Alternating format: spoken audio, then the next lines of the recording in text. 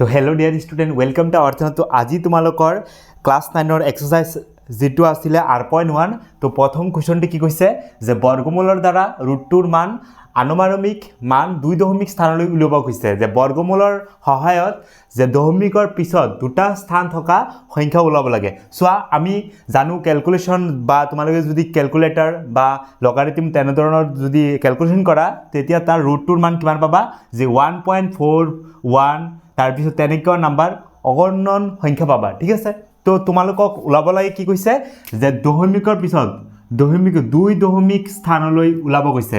তো দুই দশমিক মানে কি মানে হৈছে যে দশমিকৰ পিছত সংখ্যা কেইটা ওলাব লাগে দুটা ওলাব লাগে, মানে তোমাৰ ৰুটটোৰ মান এইখিনি ওলাব লাগে। তো কেনেকৈ ওলাম তোমালোকে ক্লাছ 8ত পাইছে যে বৰ্গমূল সহায় মানে হৰণ পদ্ধতি আছিল নহয়, সেইটো দি কৰিলে একেবাৰে সহজতে ওলাই যাব। তোমালোকে জানা যে ৰুট 1 মান কি হয় 1 হয়, তাৰ পিছত ৰুট 3 মান এটো কি হয় 1.732 তেনেকুৱা কিবা সামথিং ওলাব। ঠিক আছে, এইটো ওলাব নালাগে, আমাৰ এইটো ওলাব নালাগে। আকৌ ৰুট 4 মানে কি ৰুট 4 মানে হৈছে কিমান 2 হয়, এইটো ওলাব নালাগে। আমাৰ লাগে কি ৰুট 2, ৰুটটোৰ মান কিমান 1.41। তো কেনেকৈ ওলাবা একেবাৰে সহজতে চাই থাকা, একেবাৰে ভিডিও হেলৈকে তোমালোকে সহজতে কৰিব পাৰিবা। প্ৰথম কুৱেশ্যনটো আছে আমাৰ ৰুট 2। তো এইটো আমি কি কৰিম হৰণ পদ্ধতিৰে কৰিম বৰ্গমূল। চোৱা 2 আছে, তোমালোকে জানা কি 1 স্কয়াৰ মানে কিমান হয় 1, 2 স্কয়াৰ মানে কি 4, 3 স্কয়াৰ মানে কি 9 হল, এনেকৈ গৈ থাকিব। সো চোৱা তোমালোকে বৰ্গমূল ওলাব হলে ইয়াত যি সংখ্যা হ'ব ওপৰত কি হ'ব সেম সংখ্যা হ'ব লাগিব। চোৱা ইয়াত যদি আমি 2 দিওঁ, ইয়াত যদি আমি 2 দিওঁ 2 দুগুণ কিমান হৈ যাব 4 হৈ যাব। ইয়াতো 4 নাই, 4ত কি আছে সৰু আছে, সেইকাৰণে কি কৰিবা যে ইয়াত 1 এটা দিবা, ইয়াতো 1 এটা দিবা। 1 এগুণ কিমান 1 এগুণ কিমান হয় 1 হয়। এতিয়া চোৱা কিমান নামিব 2ৰ পৰা 1 নামিলে কিমান 1 নামে হল। সো এতিয়া তোমালোকে কি কৰিবা তোমালোকে ক্লাছ 8ত অলপ শিকি আহিছা যে এই সংখ্যা আৰু এই সংখ্যা প্লাস কৰি পেলাই নমাব লাগে। 1 আৰু 1 লগত প্লাস কৰিলে কিমান হ'ব 2, আৰু ইয়াত এটা ঠাই থৈ দিবা হল। এতিয়া চোৱা ইয়াত 1 আছে, ইয়াত কিমান আছে 2 আছে, এইটো কি হয় 2 কি হয় 1তকৈ ডাঙৰ হৈ গৈছে, 1তকৈ ডাঙৰ হৈ গৈছে, সেইকাৰণে এইটো কি নাযায় হৰণটো নাযায়। সেইকাৰণে কি কৰিবা এটা ইয়াত দশমিক দিয়াৰ লগে লগে যিহেতু বৰ্গমূল কি হৈ যায় শূন্য কেইটা হ'ব ডাবল হ'ব। তোমালোকে জানা ওপৰত যদি হৰণত যদি তোমালোকে কি কৰা দশমিক এটা দিয়া তলত কি হৈ যায় এটা শূন্য হৈ যায়। সেইকাৰণে ইয়াত যিহেতু বৰ্গমূল মানে কি ডাবল হৈ যাব, ইয়াত কি হ'ব ডাবল হৈ যাব। ইয়াত চোৱা এনেকুৱা কি নাম্বাৰ ইয়াত দিবা আৰু ইয়াত দিবা যে এহ বা এহতকৈ কি হ'ব সৰু হ'ব। চোৱা তোমালোকে যদি তোমালোকে ইয়াত 4 দিয়া, ইয়াত যদি 4 দিয়া, ইয়াত যি সংখ্যা দিব লাগিব ইয়াতো কি দিব লাগিব সেম সংখ্যা দিব লাগিব। ওপৰত কি দিয়া 4, তো 4 4 গুণ কিমান 16, 16 6 থাকে কিমান 1 থাকে, 4 দুগুণ কিমান 8, 8 একে কিমান 9, 96 হয়। যদি ইয়াত আমি 5 দিওঁ, ইয়াত যদি আমি 5 দিওঁ ইয়াত কি দিব লাগিব 5, মানে ইয়াত যি সংখ্যা দিবা ওপৰত সেম সংখ্যা দিব লাগিব। ইয়াত যদি 6 দিয়া ইয়াতো 6, ইয়াত যদি 7 দিয়া ইয়াতো 7, ইয়াত যদি 4 দিয়া ইয়াত কি দিব লাগিব 4। চোৱা 4 দিয়াৰ লগে লগে ইয়াত কিমান হৈ গৈছে 24, আৰু ইয়াত কিন্তু 14 নধৰিবা 1.4 নধৰিবা, ইয়াত এইটো সংখ্যা ধৰিবা যিটো আছে। তো 24 আৰু 4 প্লাস ইনটু কৰিলে কিমান হয় চোৱা কিমান হ'ব যে 96। তো 96 টো এইটো হৈ যায় কাৰণ 4 দিলে একেবাৰে ওচৰৰ সংখ্যা হৈ যাব। ইয়াত কি কৰিবা 4 দিবা, 4 দিলে হ'ব কিমান 96।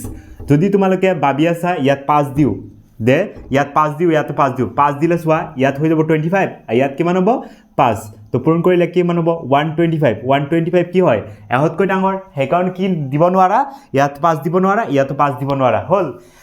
মানে তোমালোকে কি কৰিবা প্ৰথমে এইটো সংখ্যা দেখিবা ইয়াৰ সংখ্যাৰ লগত কিমান সংখ্যা পূৰণ কৰিলে ইয়াতকৈ সৰু হ'ব 1, 1 গুণ কিমান হৈছে 1। তাৰপিছত তোমালোকে সেকেন্ড সিস্টেম আছিলে যে ওপৰৰ সংখ্যা দুটা কি কৰিব লাগে প্লাস কৰিব লাগে, প্লাস কৰি তলত নামিব লাগে। 1 আৰু 1 প্লাস কৰিলে কিমান হয় এইটো 2 আহিলে হল। এতিয়া ইয়াত যি সংখ্যা দিবা ইয়াত কি দিব লাগিব সেম, কিন্তু ইয়াত 2 আছিলে আৰু ইয়াত কি আছিলে 1 আছিলে। 1 যিহেতু 2তকৈ সৰু সেইকাৰণে ইয়াত দশমিক দিয়াৰ লগে লগে কি হৈছে শূন্য কেইটা হৈছে দুটা, যিহেতু কি হয় এইটো বৰ্গমূল হয় ডাবল হৈ যায়, সেইকাৰণে কি হৈছে 100। এতিয়া চোৱা ইয়াত 4 দিছোঁ ইয়াত সেম 4, ইয়াত 5 দিলে ইয়াত 5, ইয়াত 24 লগত 4 পূৰণ কৰিলে কিমান হ'ব 96। এতিয়া নমাই দিয়া যে 100ৰ পৰা 96 নমাই দিলে কিমান হ'ব চোৱা 4 হৈ যাব, হৈ গ'ল।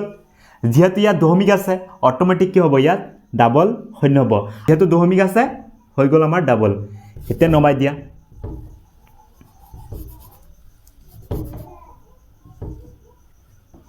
এতিয়া চোৱা 24 আৰু এইটো 4 প্লাস কৰিলে কিমান হ'ব 28 হ'ব হল যেনেকৈ ওপৰৰ সংখ্যা দুটা প্লাস কৰিলা এইখিনি আগত গুচি গ'ল এতিয়া ইয়াত কিমান আছে 24 ৰ লগত এইটো 4 বাকি যেটো আছে সাইডটো আছে এটো প্লাস কৰিবা প্লাস কৰিলে কিমান হ'ব 28 সো ইয়াত কি সংখ্যা দিবা যে এটো হ'ব তো 28 ইয়াৰ লগত যদি 1 দিও ইয়াত কি দিব লাগিব 1 এটা দিব লাগিব চোৱা যদি আমি ইয়াত 1 দিও কিমান হ'ব 281 যদি ইয়াত 2 দিও ইয়াত যদি আমি 2 দিও হৈ যাব কিমান চোৱাচোন ইয়াতকৈ সৰু হয় কিনে 282 দিলে 4 16 থাকে 1 2 দুগুণি 4 একে কিমান 5 চোৱা 564 কি হয় ইয়াতকৈ ডাঙৰ হৈ যায় সেই কাৰণে কি হ'ব নহব 2 দিলে নহব ইয়াত দিব লাগিব কিমান 1 দিব লাগিব ইয়াত কি তো কৰিবা 1 দিবা সো একৰ লগত এখিনি পূৰণ কৰিলে 281 হৈ গল এতিয়া নমাই দিয়া